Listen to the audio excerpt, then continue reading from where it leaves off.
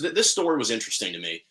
Uh, there's been some gaining momentum in the NBA about a midseason tournament. Now, obviously, we've heard rumblings about this for the past several years, but apparently over the last couple of weeks, it's really starting to gain some traction and get some serious backing. Now, the financial incentive, the players on the winning teams would each receive $1 million purse in every individual player.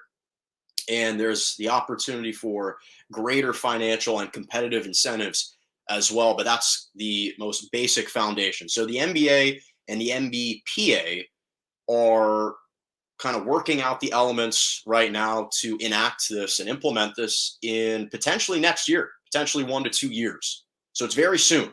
It's very soon. And there'd be a pool play as part of the regular season.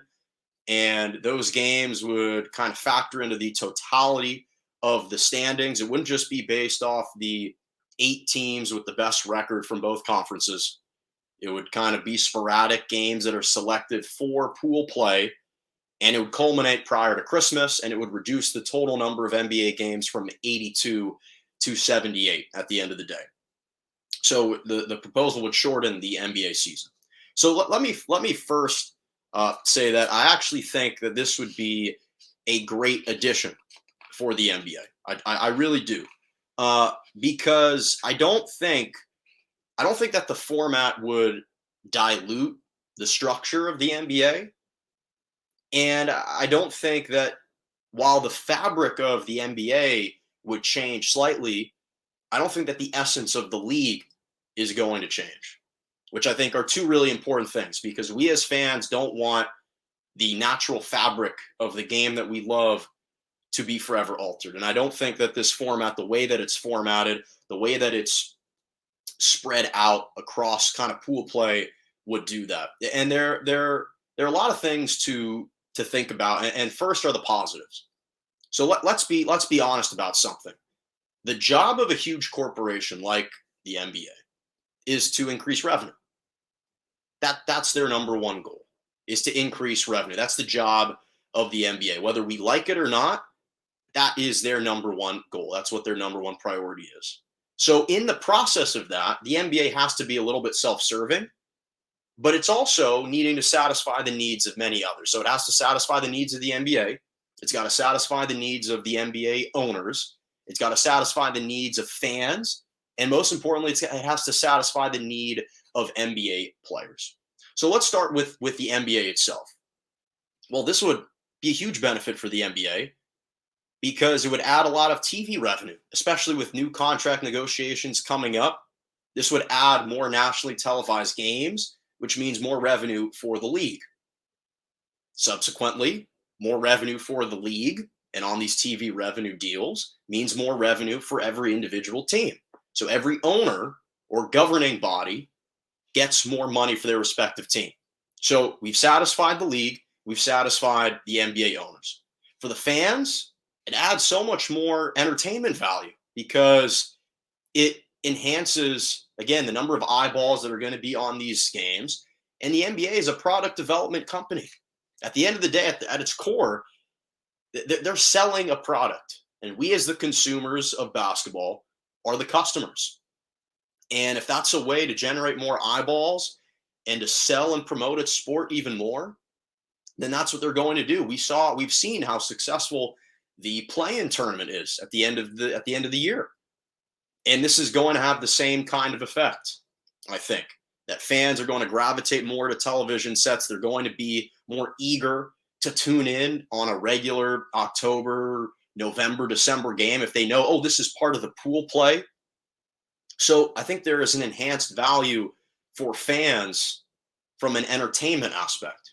So we've satisfied the NBA, we've satisfied the owners, and we've satisfied the NBA fans. Now the players. So this is the interesting perspective. So I will say this, because obviously from an NBA's perspective, what it also does is it enhances the significance and the value of the regular season, because it augments the number of meaningful games that are being played by all these teams, by all these players.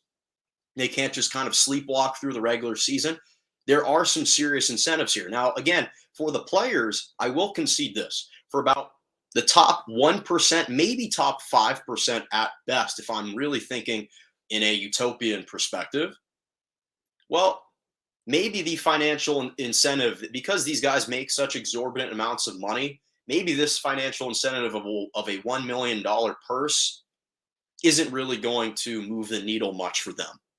So I will concede for the top 1, maybe 5% at best, for that select cohort of NBA players, okay, maybe the financial incentive isn't strong enough.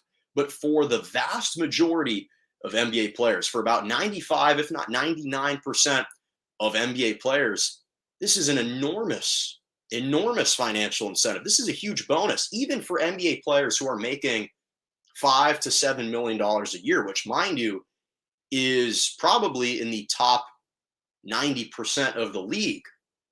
There are about 500 players in the NBA. I guarantee you most of them aren't making above $5 to $7 million a year. Even for those players, $1 million purse is about a 20% increase in a bonus. 25% if it's 7 million. If you're a league veteran and you're receiving a veteran's minimum of $2 to $3 million, that's a huge, huge incentive for you. That's maybe 50% bonus for just trying a little bit harder in the regular season. So the other thing that it does is it adds some relevance for the bottom feeders in the NBA, because again, you're talking about the majority of the league that isn't making that kind of money. So for them, it could be life-changing or, decade-changing type of money for some of these people. And again, for the bottom feeders in the league who don't get the opportunity to consistently reach the playoffs and to play on the bigger stage, this is an opportunity for them to kind of play in the bright lights a little bit, to get a chance to showcase their skill sets on a slightly bigger stage that they otherwise wouldn't have been provided if there wasn't this tournament. And that's the reality, because the NBA has been seeing a load managing problem. I mean, this has been a legitimate excuse for players to circumvent the system. It's a way to conserve their body and preserve themselves a little bit longer, which is smart, which is the pragmatic thing to do. The NBA recognizes this, sees this as a problem, and they're attempting to address it. Because now you throw in financial, and again, they haven't disclosed all the financial or all the competitive incentives. There could be others that come along the pipeline, but that's the reality, is they're trying to address it. And again, there's going to be a select number of NBA players like the LeBrons, the KDs, the Giannis's, the Stephs, the guys that are making 200, the Dames, Westbrooks, the guys that are making $200+ million who are going to be against this addition. But for the vast majority of NBA players, I think that this could be a really beneficial thing. And for better or for worse, you have to give the NBA credit on this front. They have shown just a propensity to be extremely innovative and to be extremely progressive. And they're such an elastic organization. They're very flexible. They're always trying to do new things to improve the game. For better or for worse, they're always willing to adapt and develop and evolve. And I think that this would actually be a really beneficial thing. I really do.